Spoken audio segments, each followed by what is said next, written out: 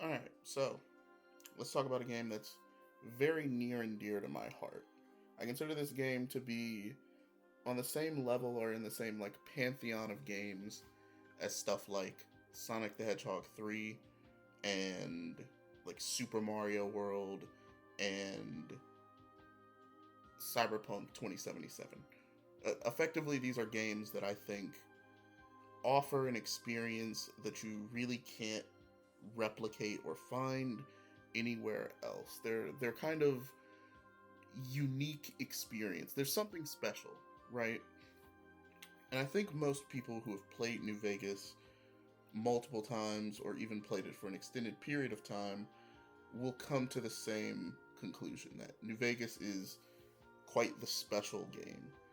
Now, quick, let me just go ahead and say I have played Fallout 1 and 2. I have not ever beaten Fallout 1 and 2. I'm not really a big isometric RPG kind of guy. Fallouts 1 and 2 are also a bit too punishing for my liking, right? Like the way that I like to play these games is kind of somewhere between a jack of all trades and like a cowboy, one-handed pistol gunslinger who occasionally can pick up a crowbar or a bat and bash someone's head in, right? I'm kind of just like your typical Bethesda game player, right? Where I want to play with kind of like if I pick up a cool item in the middle of a playthrough, I'm gonna want to use that cool item, right? But when I'm doing like a dedicated build for something, that's a different story.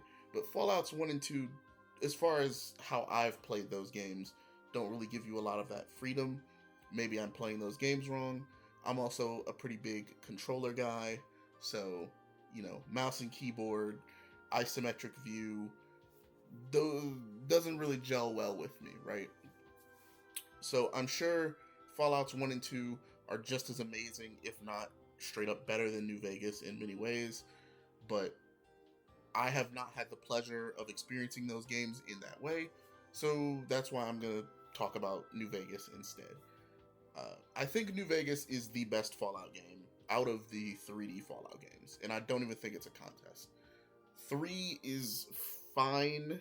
Um, I've played, I've tried to sit down and play 3 multiple times, and I just can't really get into it, but by like a level 6 or 7, I just kind of get bored of 3, and I'm telling myself, like, why am I not just playing New Vegas, right? Like, I think the characters in 3 aren't as interesting. I think the writing in 3 isn't as interesting.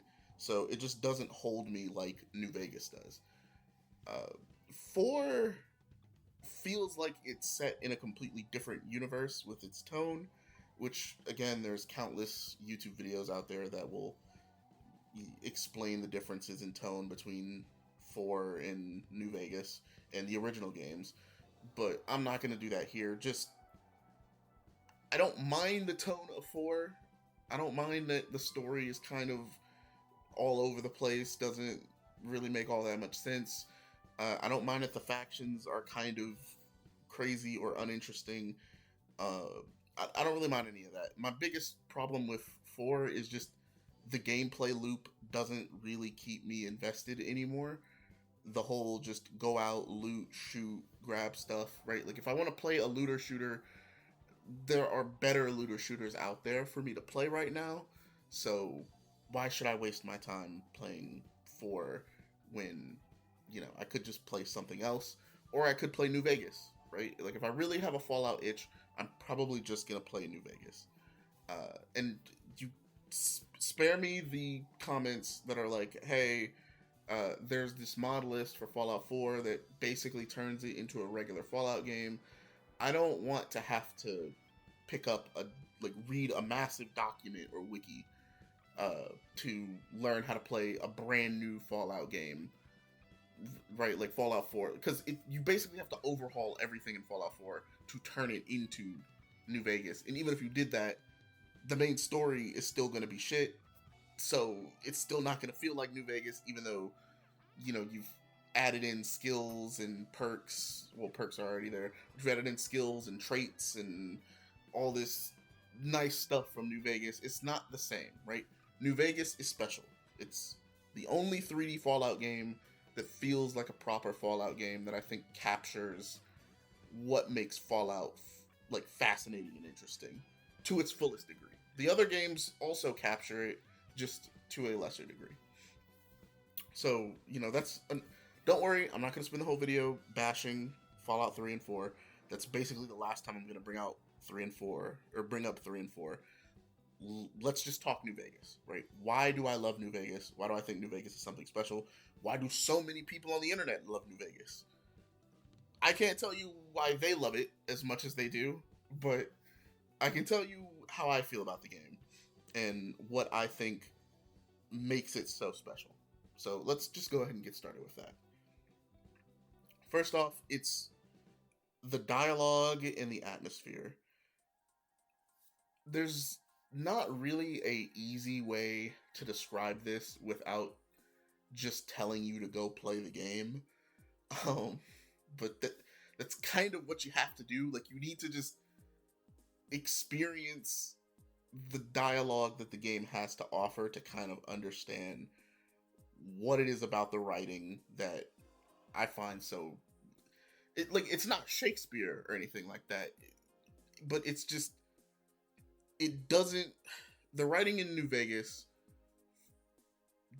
isn't replicated often in modern video games, is what I'll say, right? Like, an example is, and I'm not just talking about like the faction writing or anything like that. I'm talking about just the dialogue that a random named character might have that you talk to, right? Like, there's this character in, I believe it's the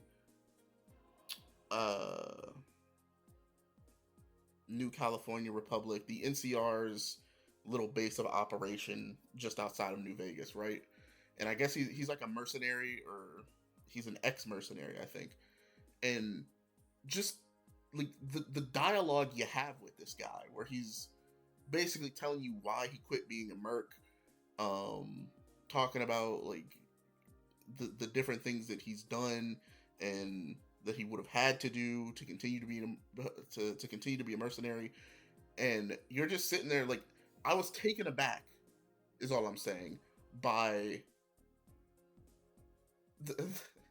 the unexpected, down to earth nature of some of the dialogue in the game, right? Where the characters feel like they live in the world of New Vegas, and they feel like they are actual people who live in that world. Now, let me make a distinction, right?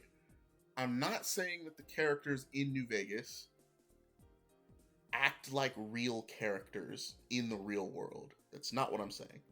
What I'm saying is that their dialogue makes you believe that they actually exist in this wacky, post-apocalyptic, depressing world, right?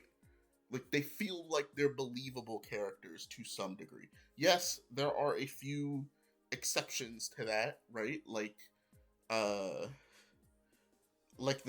scientist who's working at the power plant, who's basically just like, yeah, I don't know what the fuck these guys are talking about.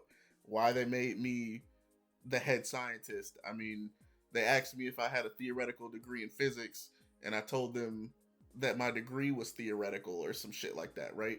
And they gave him the job anyway. Like, that's completely asinine. There's no way in reality something like that would happen, right? They would not put him in charge of like running the facility or anything like that.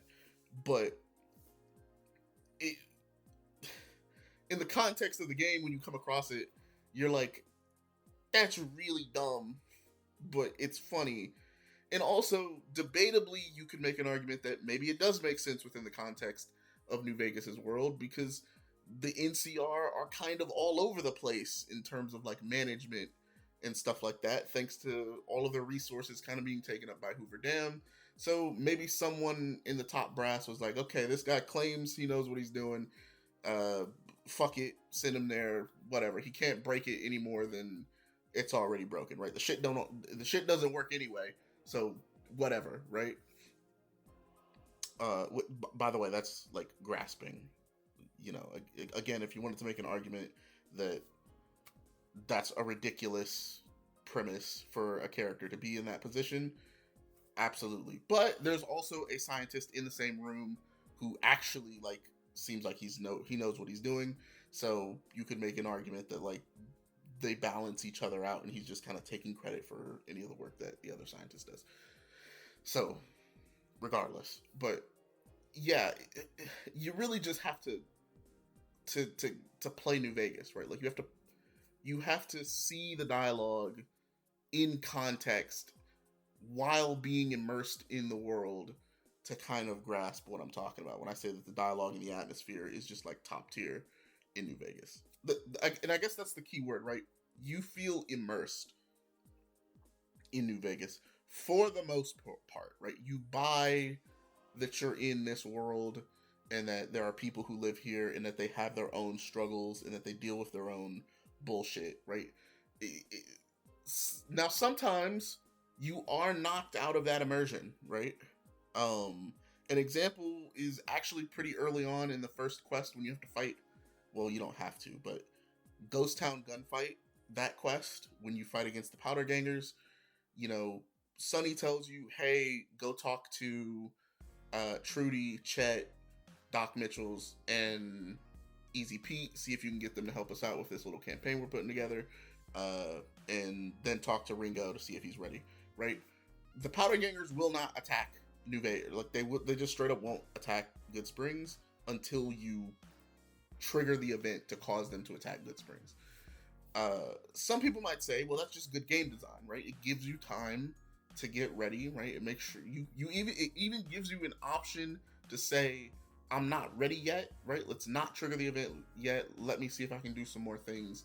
Let me see if I can get better prepared for it, and then we can trigger the event.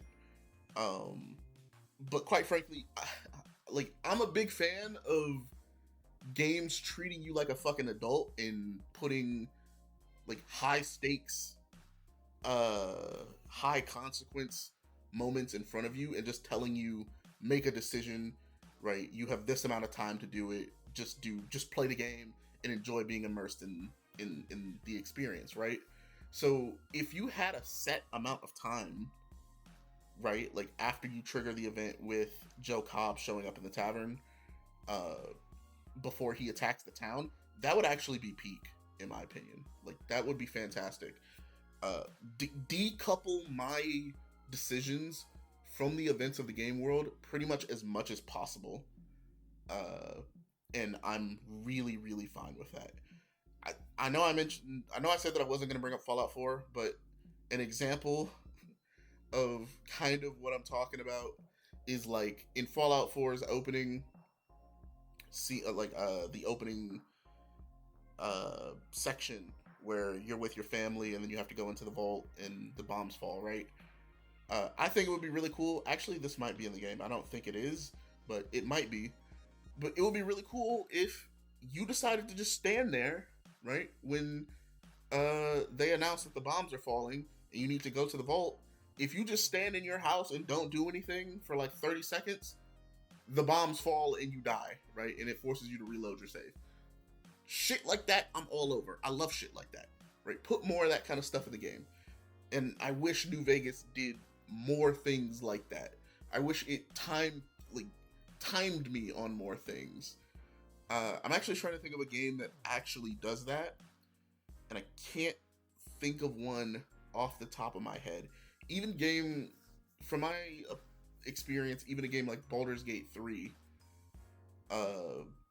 you're not like time restricted on quests and stuff that you do, right? Like maybe there are some quests, right? Like if you decide to long rest or something like that, you missed your opportunity. But for the most part, even that game doesn't time restrict you or time gate you. I think a good example of maybe what I'm talking about is something like a Persona game, but even then, those are really, really generous with their time like they're timed quests, but basically they tell you, hey, you have X days to do this thing, right? Before the quest is no longer available to you. Oh, perfect. Here's a perfect example. This is also a Bethesda game, right? Daggerfall. One of the reasons why I love Daggerfall as much as I do, the game doesn't treat you like you're the center of attention. It doesn't treat you like you're the main character. There's time limits to the quests that you do. When you accept that quest to go kill that goblin or to go kill that ogre in the cave, you have, a week or a set number of days to do that task before it's expired and you fail the quest. Do more shit like that. If we ever get a New Vegas 2 or another Fallout game, give me more quests that have urgency, right? That force me to be proactive and get up and prioritize specific things over other things, because it just adds to the replay value, right? Maybe you miss your opportunity to uh to negotiate for better items or something like that because your skills aren't high enough and you can't just come back 3 or 4 levels later after 6 in-game days have passed and suddenly, right, everyone's just standing around waiting for you to make your decision, right? I don't like shit like that. But let's transition. Let's keep moving forward, right? Another thing that I find really fucking cool about New Vegas, this leans into the whole dialogue and atmosphere thing, um, and kind of leans into what I was talking about, where like you're decoupled from the game's story, and you can kind of, the game's world does stuff without you. Is you can actually trigger events in different orders depending on how, like, depending on what you prioritize, for example, right? Like, or just in general, there's just like variations. There's so many variations to the different quests and even just different dialogue that you can get based on when you decide to approach a character or what things you've done before you've approached a character, right? Like on your first playthrough, when you go the route that the game tells you to go, you experience the game in the order in which the game kind of intends for you to experience the game's events up until you hit like New Vegas. Then once you hit New Vegas, the game kind of splinters out and you can experience things in any order, really. But for that first half of the game on your trek to New Vegas, you can kind of change a lot of how things like unfold, or even just some of the interactions in the game, just based on what you decide to do first. If you decide to do anything at all in the early parts of the game and you just wait until like really late in the game to do certain stuff, like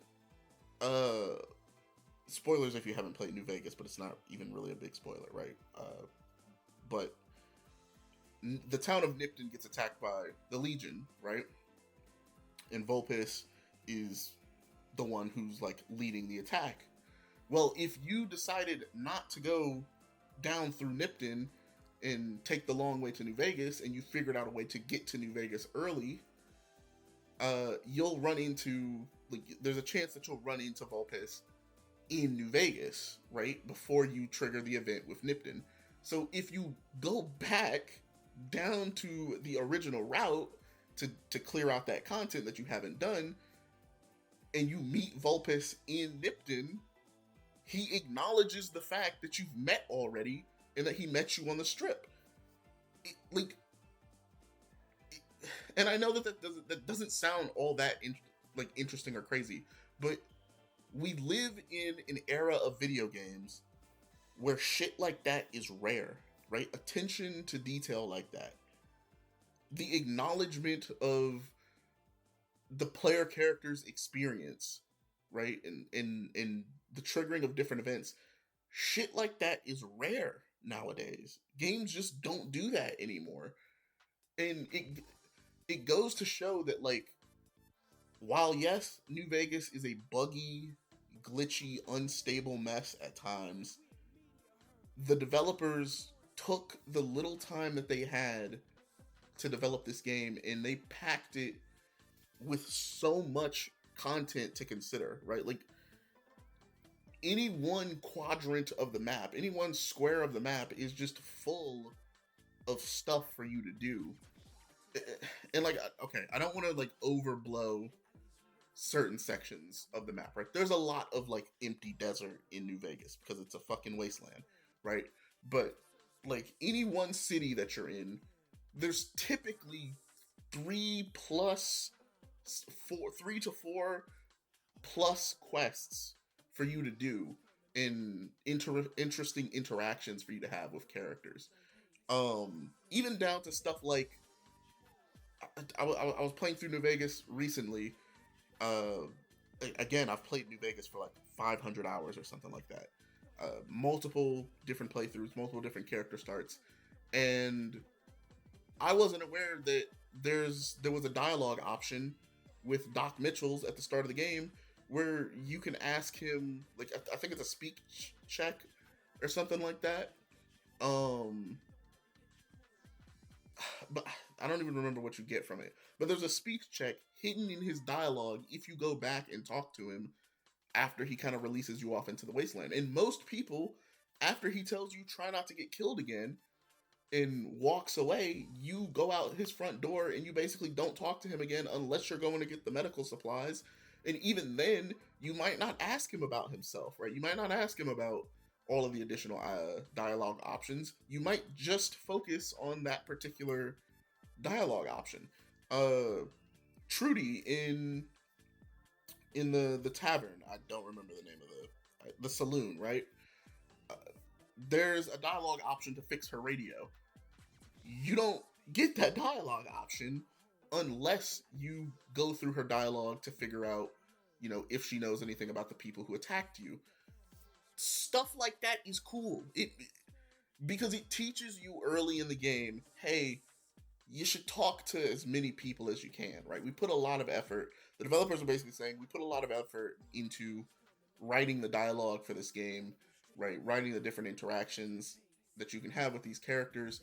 Feel free to exhaust their dialogue options because there may be hidden skill checks and stuff like that in their dialogue that you don't see immediately when you first start talking to them.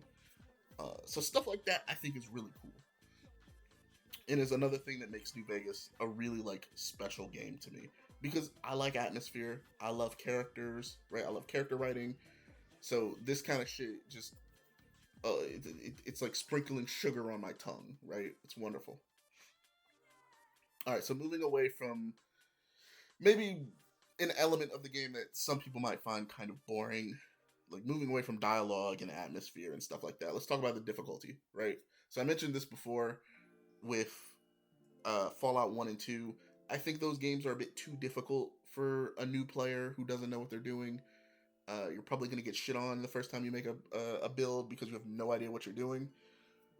Fallout 3 and 4, less so 3, but Fallout 4, you basically just steamroll most stuff in the game because the game gives you a fucking suit of power armor at the very start of the game. It gives you a minigun at the very start of the game.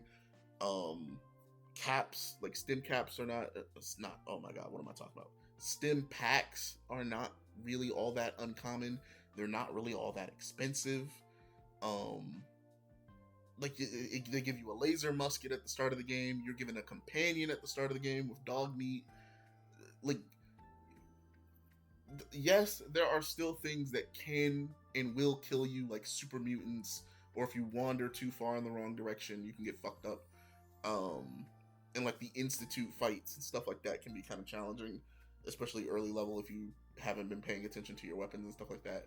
But it's pretty easy to like. I'd say Fallout 4 is a pretty simple and easy game, especially if you're making use of the legendary weapons and the legendary modifiers, and you're making use of weapon crafting and stuff like that. You can break, like, there are some modifiers that just let you break this game over your knee, and like the challenge of the game is just thrown out the window once you get stuff like that. And again, once you have power armor, like most of the game, once you have like a relatively large even just a mediums, like 5 or 6 fusion cores, and you have power armor. Like the game is free, right? You can just basically go anywhere and do damn near anything, and you're not really too worried about it. I think New Vegas finds a good middle ground for its difficulty. Like I think a new player will not struggle quite as hard with this game's early game, right? Like generally speaking, with New Vegas, you can kind of pick up any weapon and use it effectively at level 1, assuming you don't do assuming you don't pick some really terrible choices for your traits. Like you could pick hot blooded and gifted, not gifted, sorry, hot blooded and good natured. So you have really low damage threshold already, right? You have -2 to your damage threshold, and your combat skills are nerfed, right? And then you just run into a fight with a switchblade or something like that. Yeah, you're probably gonna get fucked up. And you're running in naked, or you're running in with like the vault suit on that has no armor. It's just like a buff to your stats. Yeah, you're gonna get fucked up, right? Like, if you walk into a gunfight with like not paying attention to cover, and it's like 8 enemies or 3 enemies, all who have automatic weapons or something like that, yeah, you're gonna get fucking destroyed. But generally speaking, if you approach any kind of conflict with any level of like, I should probably use cover, right? If you approach things with any level of tactician or any level of tact, you'll be fine, right? Use a gun when there's multiple enemies. Maybe use a melee weapon when there aren't a lot of enemies. And even then, New Vegas gives you, if you have all the DLCs, it gives you a bunch of really strong weapons to start the game anyway. Even if you decide not to use those weapons, you can just sell the items and you get a boost to your caps at the very start, where you can buy like armor and weapons and shit like that. So New Vegas' start is relatively smooth, relatively simple, and easy for new players, which I think is good, right? Because on your first playthrough, you have no idea what's good. You have no idea what you're going to want to use. You have no idea where to put your stats, right? What skills to level up and stuff like that. You don't know what perks to take. You're just playing the game, you're just vibing, and that's good. You want that for your first playthrough. Like what I would encourage a new player to do, if you've never played New Vegas before and you're playing for your first time, put all of your stats at 5 and just pick like 1 or 2 stats that you want to give extra points to, right? So you get, every stat starts at 5 when you start the game, and then you get 5 additional stat points that you can allocate anywhere you want.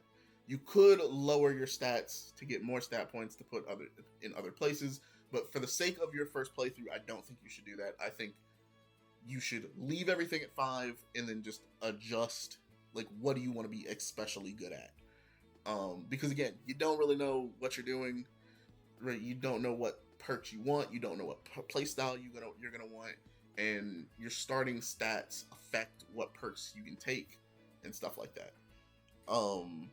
We'll get back to perks in character creation when I talk about some of the stuff that I'm not the biggest fan of with New Vegas, but generally speaking, if you go about that route on your first playthrough, you'll have a pretty good time. Can't hurt to put points in intelligence, and can't hurt to put points in strength and endurance. Really, it can't hurt to put points into luck, because luck is broken in New Vegas, because you just go to a casino after you have like 8 in your luck stat, and you just clear out every casino in the game, and you have infinite money basically. That's like just a quick tip for your next New Vegas playthrough. But you got to get to the strip first, and that's not an easy feat to do on your first playthrough. So there's still like the entire first 1/4 of the game you have to get through before you can break the game with your high luck stat. But hey, while we're talking about character creation and we're talking about skills, perks, and etc., let's talk about traits, right? I don't know why we got rid of traits for Fallout 4. I love traits. I think the games should have more traits, right? So traits are the starting to kind of think of it like your background in D&D, kind of sort of like that. If you ever played Dungeons and Dragons, these are like modifiers that apply to your character at the very start of the game, and they last throughout your whole playthrough. So an example is something like I mentioned, hot blooded, right? Which I is that the correct one? It's I think it's hot blooded. I think kamikaze is the other one. But basically, a trait like hot blooded makes it so that you have plus 10 to your action points, but you have minus 2 to your damage threshold. Generally speaking, traits are a positive accompanied by a negative. So they're kind of these. It's a buff with a trade off associated with it. And I am the biggest fan of shit like that. I love shit like that. I love it in like roguelikes and whatnot. So it fits perfectly in a game like New Vegas. I'm totally there for it. Again, I wish New Vegas had more traits in the base game. So yeah, for like Fallout 5, I don't understand why we got rid of them for Fallout 4. Bring these back. These make every playthrough so much more interesting and so much more unique and fun, because traits can just drastically change how your character interacts with the world. Perks like Fallout 3 or Fallout 4's perks are very like mechanical, I guess is the word I would use, right? It's very much X% increase, or gives you access to like this level of something, or it's kind of hard to explain, but perks in Fallout 4 feel like they're tied more to combat as opposed to being things that just affect how your character interacts with the world, right? So, New Vegas definitely has perks like that, right? Like you have the Hunter perk that gives you bonus critical hit damage to animals, right? You have the Gunslinger perk that improves your accuracy in VATS when you're using a one-handed weapon. But you also have perks like Black Widow, where you deal 10% more damage to male enemies, but you also get unique dialogue options with certain enemies, right? Or with certain male characters. Um, Another example would be, gosh, like off the top of my head, kind of hard to come up with one. Uh, no, like Life Giver is, I think, in both games, where it's just like a flat increase to your health. Um, okay, like Shotgun Surgeon, for example. This increases your likelihood to knock down an enemy when you shoot them with a shotgun, right? Like, that's also a combat perk, but it's not just damage go up, right? It's not just more damage or anything like that. Um, so I'm a bigger fan of the perks that are like, that kind of change how you interact with the game, or how you interact with like NPCs and stuff like that. And New Vegas has a decent number of those. Uh, I don't know. I kind of prefer the perk system of New Vegas over the perk system of 4, just because 4 lets you pick, like, let's say you have strength at 10 at the start, like at level 1. When you go into level 2, you could put a perk into the level 10 strength perk, right? Which I don't remember off the top of my head, but let's say it's like big leagues, right? Where you need to have 10 strength in order to have the big leagues perk. In New Vegas, perks are tied not only just to your skills, but also to your level and to your special attributes, right? So if your special stats aren't high enough, your level isn't high enough, or you don't have the skill requirement for it, you can't get the perk. Meaning that for some playthroughs, you just straight up won't get certain perks, right? And also there are some perks that require previous perks to have access to. And while New Vegas does give you quite a lot of XP, right? Like you're gonna hit the max level if you decide to do everything in the game. For a traditional run where you're just like doing some faction quests, like right, like maybe you want to do the Brotherhood of Steel quests this time, or maybe you want to do uh quest for the kings for this playthrough, right? That's really like your big thing is you want to do the free side stuff. Uh, you're only gonna end the game at right like level 20 or something like that for that particular playthrough. So you're not gonna have access to every perk in the game.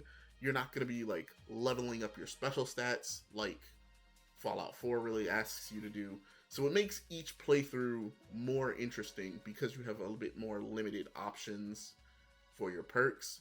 And again, the entire perk tree is not just like staring you in the face and you can see literally everything uh, that you want to have access to. It helps because you can also keep certain really powerful perks locked behind, high levels, so the player character doesn't just, or so the player doesn't get their hands on those really powerful perks really early in the game, and then it just break the balance of the game immediately, right? So I don't know. The pros and cons to both. I can understand why some people would prefer Fallout 4's perk tree, but me personally, I like New Vegas's perks just a bit more. And of course, skills, right? Like 4 gets rid of skills, and it's like, why? Why are we doing that? No, don't do that. Skills are fun. Um, being able to when you level up, because think about it, in 4, when you level up, it's just where do you want to put a perk, right? If you want more damage in your guns, you're going to put a perk into the guns perk, right? You're going to level up your gun perk and do more damage with guns. In New Vegas, if you want to do more damage with guns, you level up, you put points into your gun stat, and then you get to pick a perk if you're on an even level, right? Or if you're on an odd level, you don't get a perk unless you're playing with mods. And I think that that's way more interesting, right? Because you effectively get to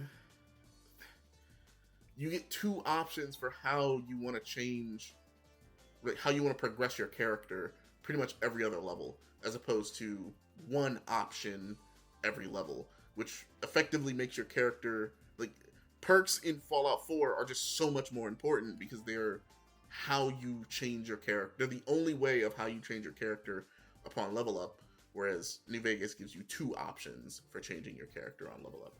And you can distribute those options between, multiple different skills. You don't just have to increase guns for this level. You can increase guns and medicine. You can increase guns and sneak.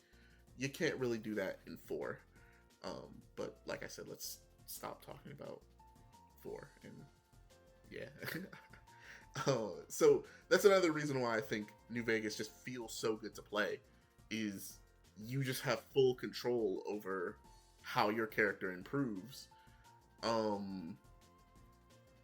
It kind of puts me, like, I brought up Cyberpunk before, but it puts me kind of in the mind of Cyberpunk, right? Where when you level up in Cyberpunk, it's like, okay, you need to like assign your perks, kind of like Fallout 4. Whereas I would kind of like a skill system for Cyberpunk to be more like New Vegas. But anywho, so yeah, like I could kind of go on and on about like little minute things that I really like about New Vegas. Like New Vegas, just to sum up what it is that I really enjoy about New Vegas. New Vegas has a lot of personality. It's got a lot of unique mechanics that a lot of games don't replicate. So your experience when you're playing the game is this unique experience that you really can't find anywhere else, with how all of its systems kind of work together to make the game this really enjoyable, really dynamic experience that I just don't think you get anywhere else, even in the Elder Scrolls. But that is to say that New Vegas isn't without its flaws. So let's talk about some of the things that I would like to see changed if New Vegas is actually going to get a remaster, which rumor has it that hey, remaster is like we're not just getting a Fallout 3 remaster, we're gonna get a Fallout New Vegas remaster as well. I would be so fucking pumped and so happy if we got something akin to Tale of Two Wastelands, where you get to play through both games on the same save file. Even if we don't get that, and it's just two separate remasters, one for New Vegas, one for Fallout 3, I would also be okay with that. And you just kind of ported some of the features from New Vegas over to Fallout 3, that'd be great. But let's talk about some stuff that needs to be like addressed in a remaster. For, like the easiest one, we can all predict this: bug fixes and stability. Um, I think the Oblivion remaster, while nice, while there are some good quality of life features in the Oblivion remaster, it does not go nearly as far as I would have hoped for a remaster, at least at the time, right? They have not patched out a lot of the really bad bugs that are present even in vanilla Oblivion. That's, in my opinion, unacceptable, right? You can't do that. It's bad. So, definitely do that for the New Vegas remaster, right? Not only am I talking improved stability, right? So, ideally, you remake this game in a completely different engine, right? I don't want a remaster for this game. It needs to be a full-on remake. You need to redo the whole game in a new engine that is more stable, because New Vegas's vanilla engine is held together by prayers and fucking duct tape. Like, you're lucky if you can go 2 hours of playtime without New Vegas crashing on you. Really, you're lucky if you can go an hour of playtime without New Vegas crashing on you. Without mods, right? I'm not talking about the script extender or, all of the different stuff you can find on Nexus mods that improves the stability of the game. I'm talking about you're playing on your Xbox, no mods, fresh install. This shit is gonna fucking crash on you, right?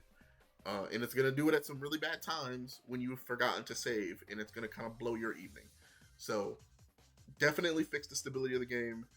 And by the way, it's not just the crashing, right? Like, certain perks don't fucking work like they should, right? Like, in Shining Armor just straight up doesn't work because no weapons in the vanilla game are classified as like laser weapons or something like that. It's like a really stupid issue. Like, it's a really dumb bug in the code that can just be fixed, fairly easily. Basically, implement the unofficial patch as like a regular patch for the game, for this section, right, where you kind of fix a lot of the like lingering bugs in the game, stuff that just affects your playthrough, not just crashes the game, stuff that like forces the game to not work properly, like quests not completing and stuff like that.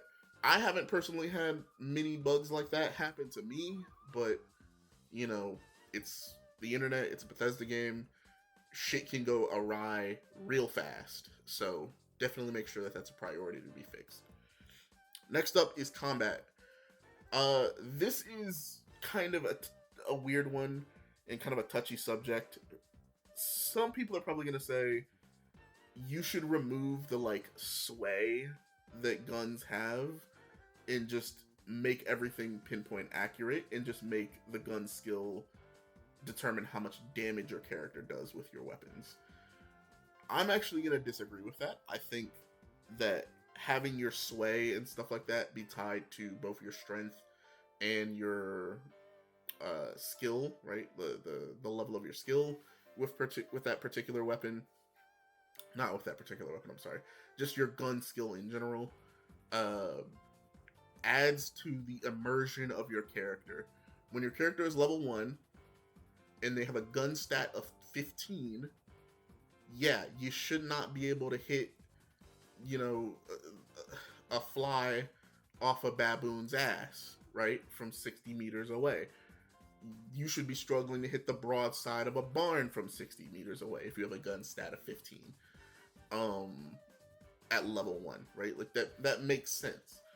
But when you have a gun stat of 100, And now you have pinpoint accuracy, right? That feels really good. Your character feels like they've progressed, right? And you, both mechanically and, you know, thematically within the game, your character has progressed and gotten stronger and gotten better with their skills.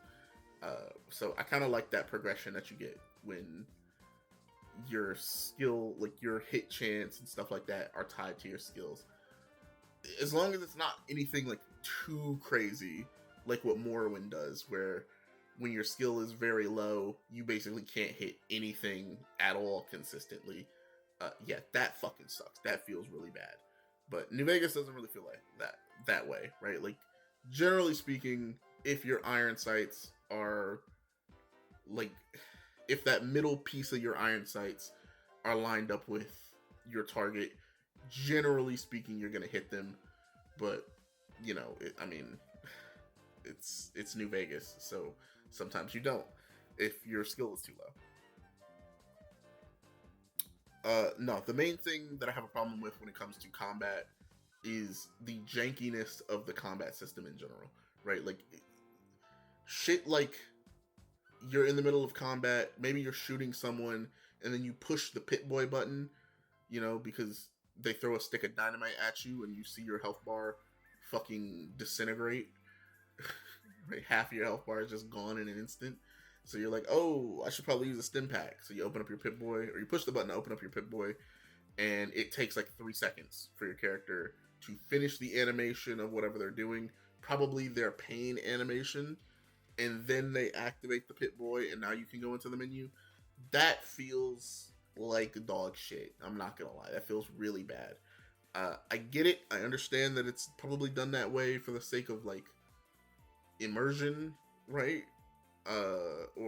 Like because the engine is built that way where you can't cancel an animation into the menu opening animation, but it fucking sucks and it doesn't feel good. Right, like that delay feels really really bad, because it buffers your input. So let's say you're shooting at someone, you lose half your health bar, you push the B button to open up your inventory, and it doesn't open right away. So you go back to shooting someone, right? You go back to hitting the right trigger to shoot, and then 3 seconds later, you open up your inventory, right? Like that feels really bad. It feels really weird. Get rid of that, right? I don't care if it breaks the game. Skyrim and Oblivion let you open up the fucking Morrowind lets you open up the character inventory at any time to use items and heal yourself, right? It's totally fine if that's the case here, right? At least that, keep in mind, like, if you're talking about like realism and balance, your character can stuff 60 cans of cram in their mouth in an instant, right, while they're in their menu. So, or fucking stab themselves with 24 stim packs in a second. So none of that shit matters, right? That when it comes to immersion or realism. It's just about whether or not it feels good to play. And currently, it doesn't really feel all that great to play. All right. So while we're kind of talking about balance and stuff like that, let's get back to kind of character creation. This is something I really want to see improved in a remaster. So I mentioned that like builds can be kind of fun and interesting, and that's mostly because of like builds in this game are carried by like traits and perks. Your special stats, less so, because pretty much every playthrough, unless you're doing like a like a crits build or bats build, uh, you're going to drop pretty much all of these stats to 0 or to 1. That's perception and charisma, and debatably luck if you don't need luck, right? So because of that, all of your other stats can be juiced, and your character feels really, really strong at the start of the game because you're running around with 10 strength and 10 endurance, or like nine strength and 9 endurance. And like that just feels kind of, you feel kind of crazy when you do it like that. But I'm not just talking about charisma in perception. Both of those need buffs. We'll come back to it in a second. I really want to talk about intelligence. I don't like the way intelligence is handled in this game and I'm pretty sure it's handled the same way in Fallout 1 and 2, which is basically intelligence determines how many skill points you get when you level up that you can distribute to the rest of your skills. So I think the default number is like 9 or 10 if you were set to 1 intelligence, and it can go up to like 16 or something like that, right? If you're at max intelligence. I think this is really dumb. I think this really hampers builds both thematically and like if you're like role playing a character, and if you just want to have like an interesting or unique build that has like you want a diverse build that has intelligence at 0, right? Because there is unique dialogue options that you can get in the game if your intelligence stat is, below a certain threshold. Which I think like the lowest one is like 2 instead of 1. But it's not worth experiencing that for the most part, because you want right, you want skill points. Now if you want to do a challenge run, right, you can set your intelligence to 1 and start with lower skill points, sure. But again, like, it just feels like it feels really bad to level up your skills slower just because your intelligence stat is lower, right? I think what's more fun, like a change that would be more interesting or more fun, is make intelligence function like it does in Fallout 4, which is intelligence provides a bonus to the XP that you gain as you play the game, right? So the higher your intelligence stat, the higher bonus, like the higher the multiplier you get every time you get experience points. Something like that could work. Something like that could be kind of fun. Really, I think that's the only option you have, because the skill point thing is just kind of lame. At the same time, though, if player characters are rewarded like the max skill points of 16 every level, that also kind of breaks the game, because that's a lot of skill points. So maybe make the default, like make the skill points that you get in the remaster per level, make it like 12. I think 12 or 13 is reasonable. Yeah, 12 or 13 is probably fine. And then make it so that you gain slower amounts of XP or greater amounts of XP based on your intelligence number. While we're on the topic of XP, really quick, we have to change skilled, because skilled is just broken. It's so busted in this game. Basically, skilled increases all of your skills by 5, and the only trade-off, it's a trait by the way, sorry. The only trade-off is you lose 10% experience points from all sources of XP that you gain.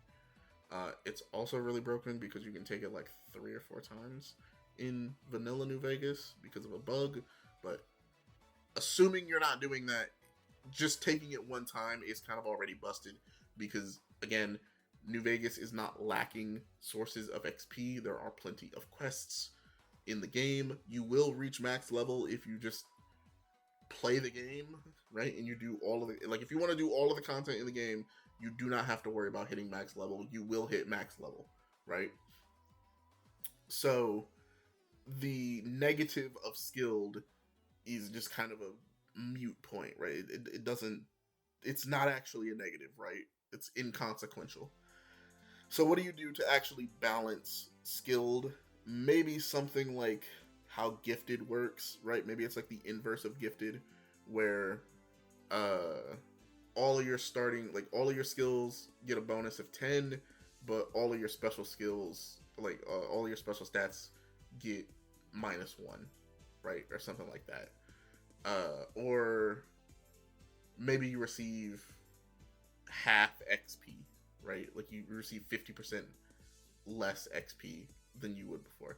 That feels like it's a sizable like loss, right? Maybe you receive 2 or 3 less skill points per level, right? That feels like it might be, slightly better balanced, assuming that it's like plus 10 to each skill instead of plus 5. So work something out. Just don't leave it the way that it is now, because again, it's kind of busted. Like every playthrough, it's hard not to justify taking skilled, and you only get 2 traits. So basically, when you're playing the game, you're like, okay, I'm gonna pick like what is the one trait that I want to be unique, and then the other trait is gonna be skilled. So yeah, let's try to change that. All right, let's talk about charisma. Charisma is the dump stat in this game. Like pretty much every person who's played this game any length of time other than their first playthrough is gonna tell you that during character creation you just dump charisma because it basically doesn't do anything. And they're kind of right, right? It does give you a buff to like a starting buff to certain skills if it's high. And then it like I think it determines how much damage or how much health your companions have, but like that's it, and that's really like not great. It's really fucking bad. Um, so yeah, charisma needs a buff. It needs a pretty substantial buff. Uh, if you're gonna like for the remake, how you would buff it? Maybe tie carry weight, right? Charisma makes it so that your companions have higher carry weight. That would be kind of cool. Um, on top of more damage, more health, maybe even they have more regeneration, right?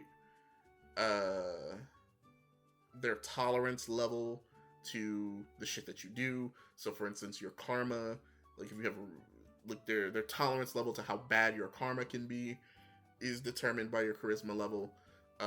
And like the cherry on top, the one that I think would make the most sense to justify charisma is the number of companions you can have. So it's like maybe like every 2 levels, right? 2 points over the max is an additional companion you can have. So up to 3 additional companions would be maybe kind of interesting. I don't know, right? Hold on, my math might be off. If it's at 5, yeah. So it's what up to 2 additional companions. I think that that's kind of reasonable. Maybe make it 3 if you're at 10 charisma. You can have 3 companions at one time. Would be kind of cool. If you're at 9 charisma, you can have 2 companions. That would be kind of cool. Or sorry, you would have 3 companions because it's an additional one. So something like that would be kind of interesting. Maybe if you have, less than 5 charisma, you can't even get certain companions, right? Like certain companions require you to have a certain level of charisma for them to even take you on, or for them to even accept you as a companion, right? Like Veronica doesn't want you as a companion if you have less than like 5 charisma, because she's fairly charismatic, so she thinks you're like a plank of wood or something like that. Meanwhile, Boone is fine, right, if you have like 1 charisma, because he doesn't have very much charisma, right? Maybe Cass won't accept you as her companion if you have less than like 7 charisma or something like that, right? Shit like that could kind of, maybe make charisma a bit more interesting, a bit better. And the only companion that doesn't care about your charisma is like Dog Meat, but he's not even really in this. Like, he's kind of in the game, but it's not the same. You know what I mean? The dog companion, right? The dog companion doesn't fucking care. The iBot companion doesn't fucking care about your charisma stat. That kind of thing. Okay. So one more that we got to talk about is perception. Again, outside of like a critical hit build or VATS build, you pretty much don't need perception, because unlike Fallout 4, your accuracy in VATS is not determined by perception. even though I just said unless you're running a VATS build. That's only because there are certain perks that you can get that you require like 6 perception to have in order for you to get those perks.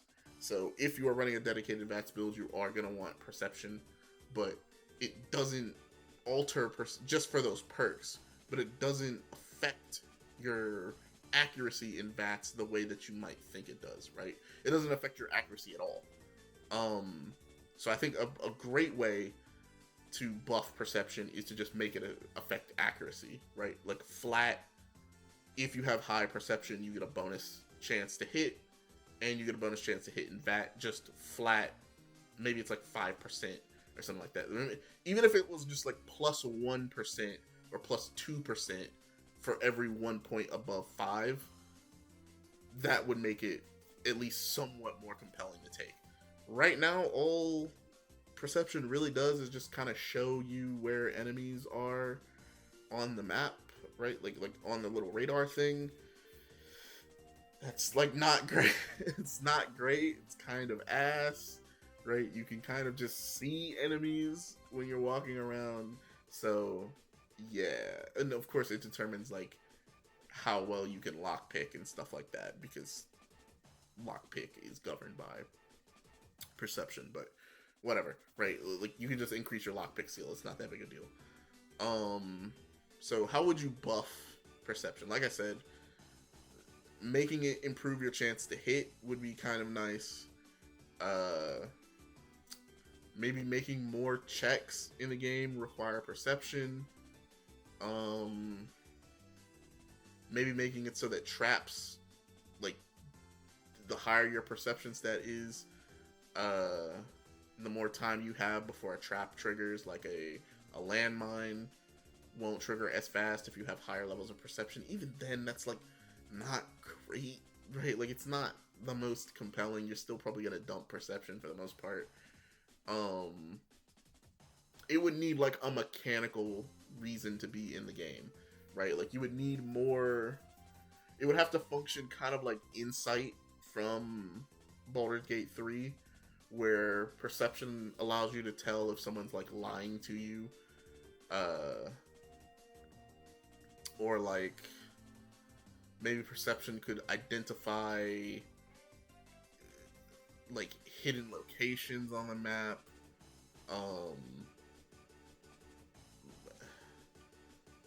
I don't know, man. Maybe you can identify weaknesses better. Like it's hard to come up with something to give perception that's not just like outright broken, but you gotta do something to perception, because just as it is now, it's just not good enough to care. Like think about it, right? Strength increases how much damage you do with melee and unarmed.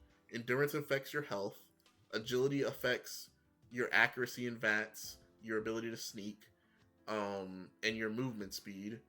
Luck affects your critical hit chance, right? And the damage you do with critical hits.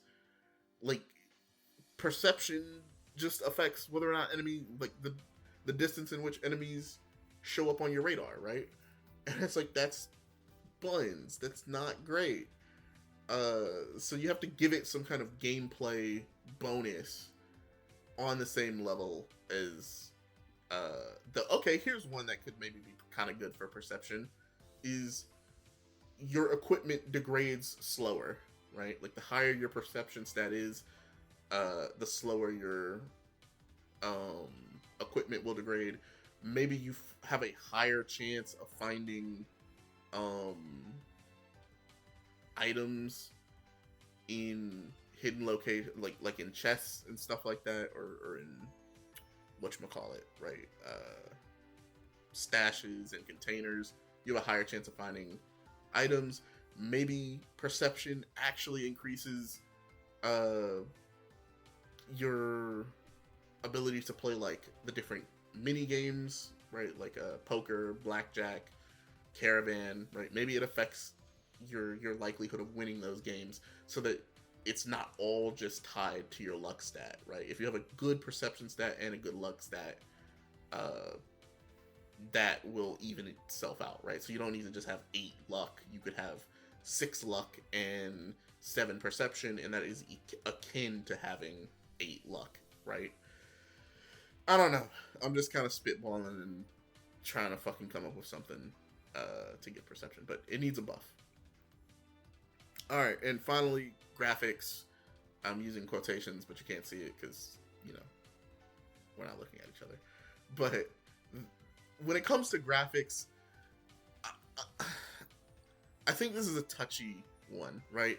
Of course, I want the game to look better, but I also don't really want to lose the like art style, I guess, that the game has. I think Oblivion's remaster objectively looks good, but I think it lost its visual style, right?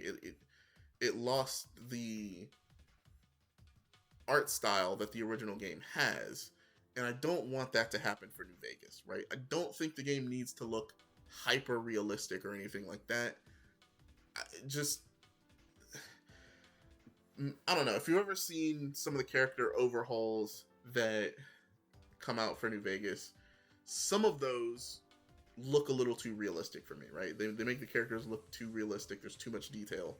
Whereas some of them just take the base character model or the base characters, like the features of the base character, and then just add a bit more detail to it, right? Not a whole lot, not freckles.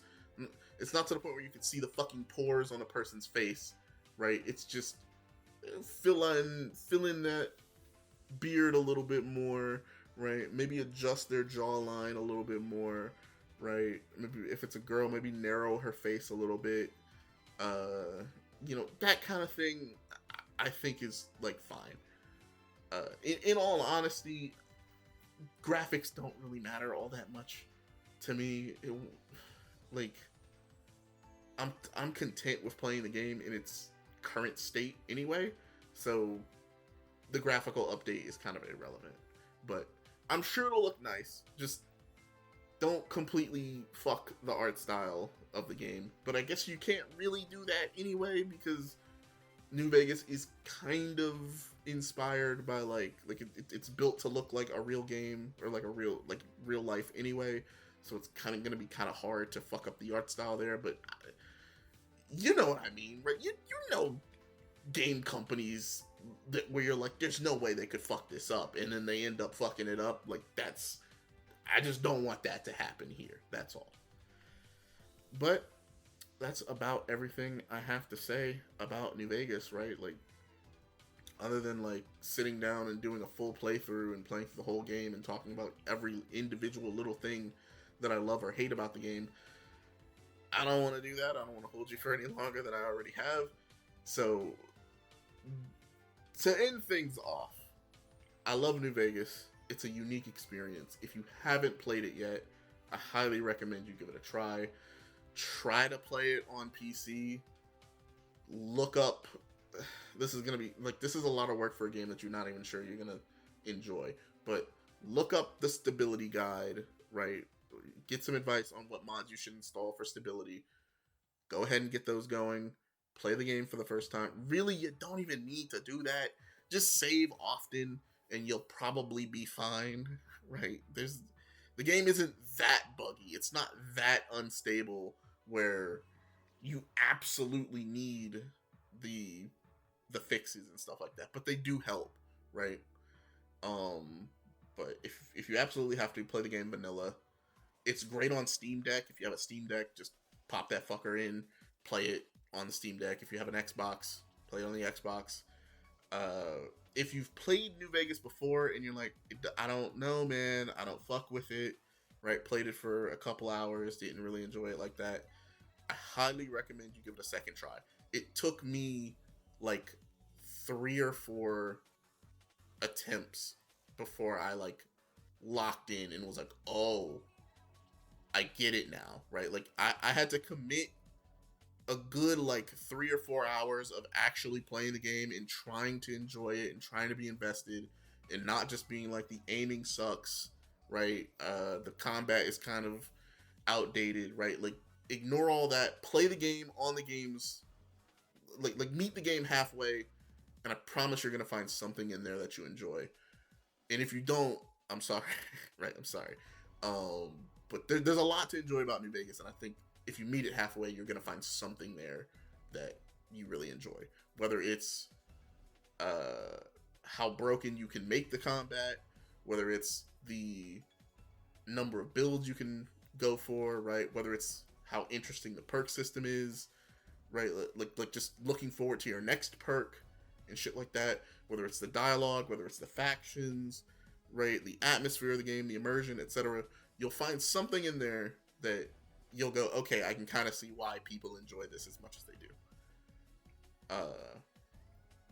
But yeah, that's about it.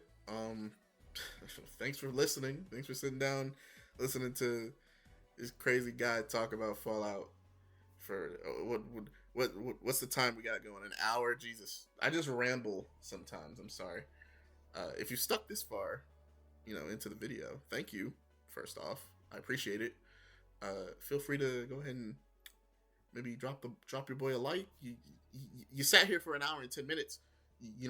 There's got to be something in there that you liked. So consider that. Maybe you subscribe. I don't know. Look at some other videos I've posted. Who knows? But I'll catch you on the next one. You take care and have a nice day. Bye-bye.